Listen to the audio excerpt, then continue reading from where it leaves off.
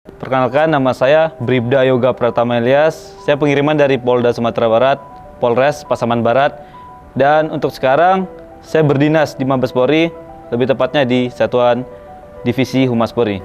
Saya di sini memang bercita-cita menjadi seorang polisi itu memang sudah lama. Jadi saat SMA melihat di Instagram, dan di situ saya tidak sengaja lewat beranda yaitu Divisi Humas Polri yang memberitahukan bahwa penerimaan akan segera dibuka.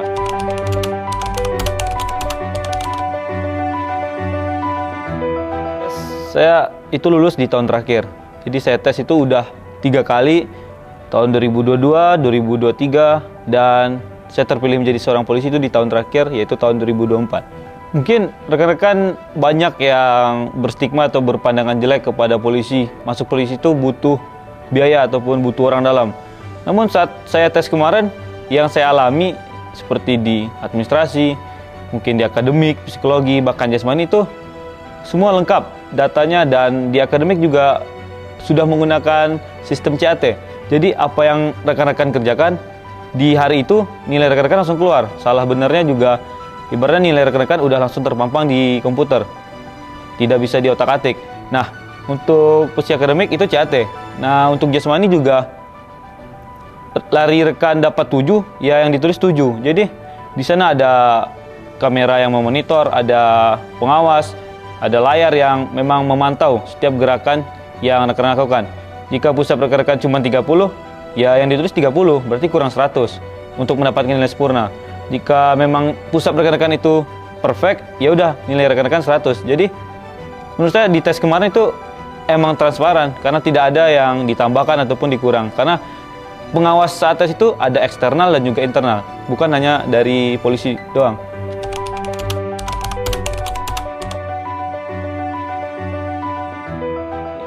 Pesan untuk rekan-rekan ataupun teman-teman yang masih berjuang untuk menjadi seorang polisi, itu rekan-rekan yang pertama harus rekan-rekan siapkan itu informasi mengenai pendaftaran. Percuma rekan-rekan mempersiapkan banyak hal, namun yang rekan-rekan siapkan itu tidak perlu. Yang diteskan apa saja. Semisal PESI, ya udah rekan-rekan belajar PESI. Di PESI ada apa aja. Di akademik ada mapel apa aja, seperti MTK, bahasa Indonesia, bahasa Inggris, ataupun TWK. Itu seperti PKN kalau dalam pelajaran SMA-nya.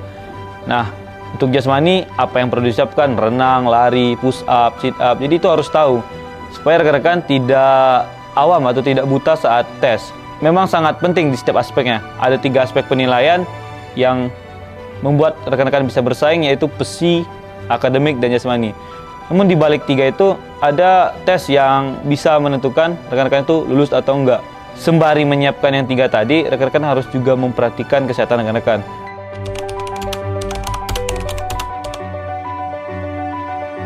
Selama 3 kali tes, mungkin kalau boleh jujur, 3 kali tes mungkin duit yang ataupun biaya yang saya gunakan itu lebih habis ke persiapan saya, seperti bimbel ataupun seminar-seminar yang saya ikuti, ataupun juga ongkos biaya yang saya keluarkan selama perjuangan, seperti bolak-balik ke Polda, bolak-balik ke tempat tes, itu kan merupakan biaya.